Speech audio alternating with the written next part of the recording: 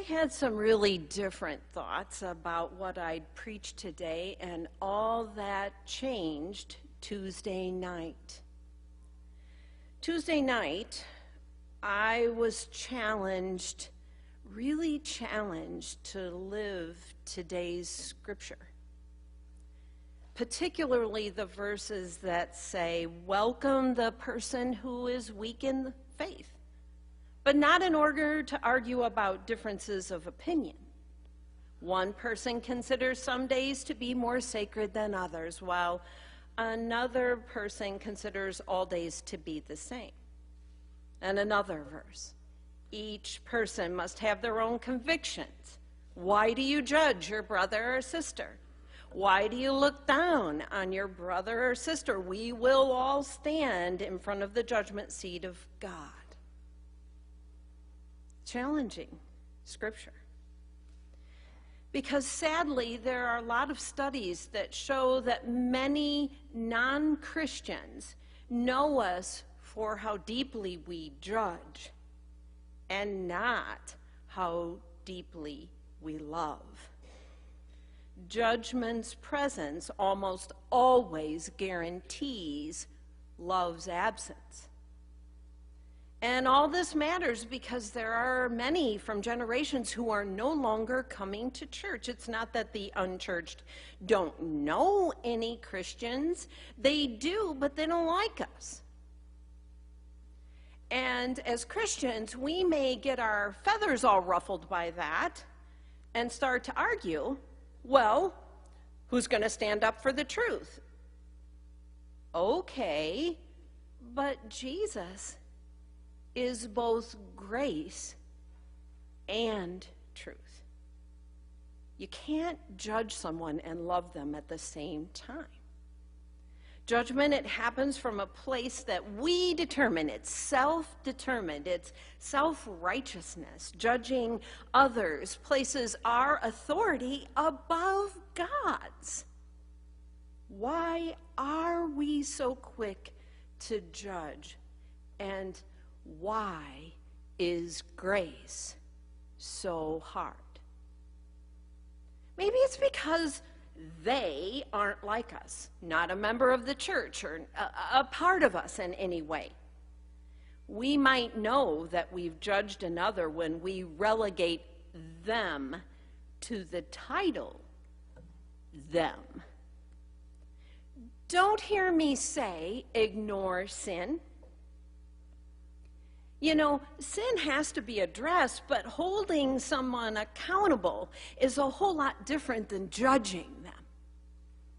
You know, judgment, it's never grounded in humility. Judgment is grounded in arrogance.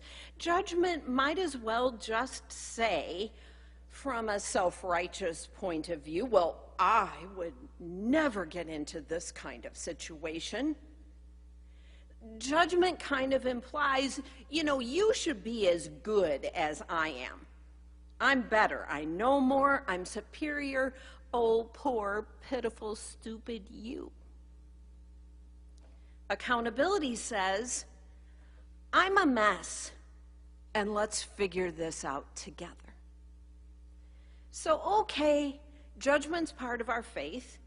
And in the end, we'll all be judged. Absolutely, we should stand for the truth. We need to stand against evil, but let God be God.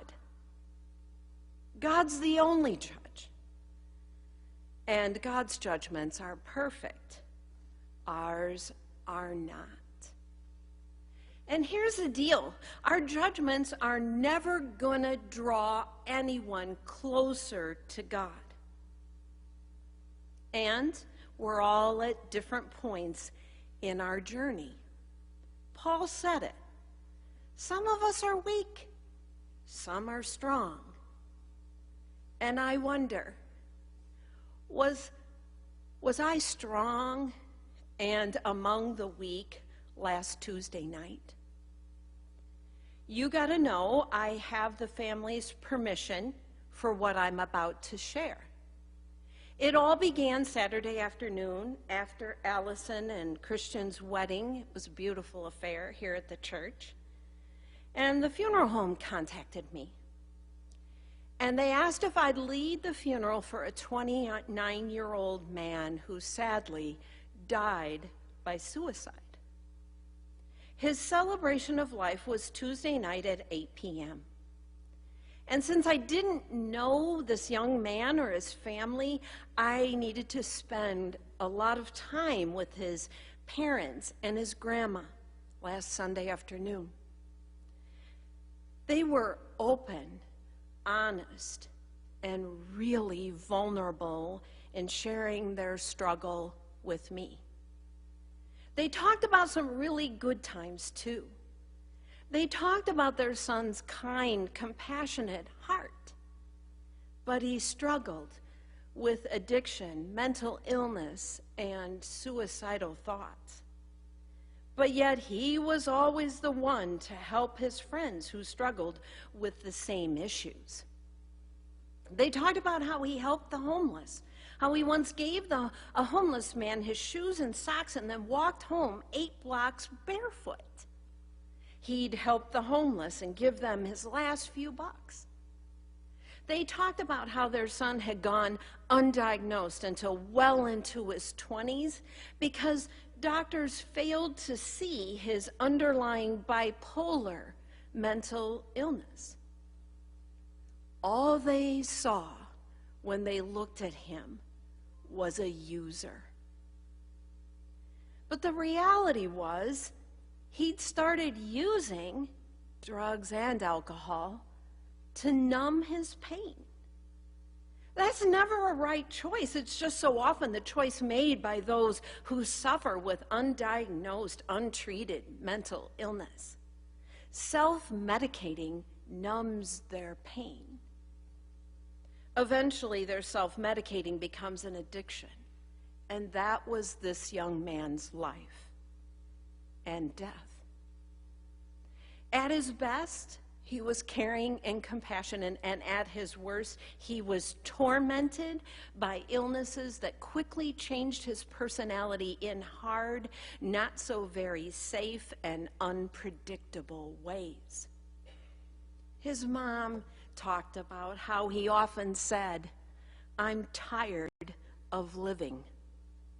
And they lived in the fear of wondering and worrying when they'd come home and find him. And it all left his mom feeling so conflicted. She just said, "I'm sad. My heart aches, but I have to admit that there's a part of me that feels relieved."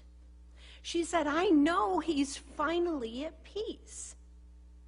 She said, "Now I won't have to worry if he's safe or if he's going to come home or if I'm going to find him."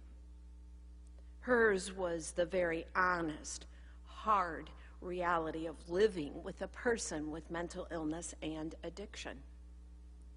Mental illness, addiction, and suicide, they're all so misunderstood, so stigmatized. The stigmas only add to a family's pain. This family also talked about how they were comforted by the outpouring of love and support they'd already received. He had died on Friday. This was Sunday. And they got texts and calls and Facebook posts, and a group did a balloon launch. And in just 17 short hours, a GoFundMe page had already received more than enough donations to cover his entire funeral expenses. They planned to donate any extra money given to support suicide prevention. The mom said, "I knew our son had friends, I just didn't know how many." Those friends filled the funeral home Tuesday night. It was standing room only. When I parked my car, I noticed a lot of the friends outside in the parking lot, and I assumed that they were waiting for the funeral to start. But the air, I have to tell you, I have to be honest, it was clouded with a really unusual smell.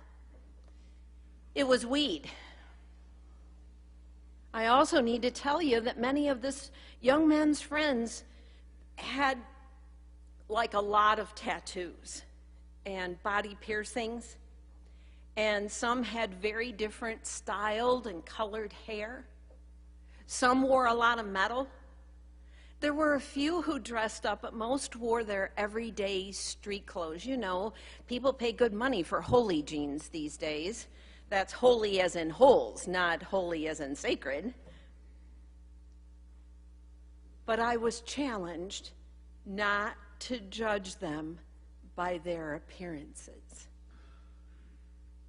No sooner had I started speaking at the funeral, and they started speaking back to me. It took me time to realize they were just responding to what I said, not in a heckling way, but to add emphasis or to acknowledge what I'd said. They also shouted comments to each other, not whisper, shouts. And I was challenged not to judge their funeral etiquette. At times, their language, well, whoo-wee, it got really colorful. And it's not like I've never heard the F word, just not at a funeral. But those were the times that the father would just shout, "Keep it clean, Ottawa," or "Show some respect, Ottawa." And I was challenged to not judge their language.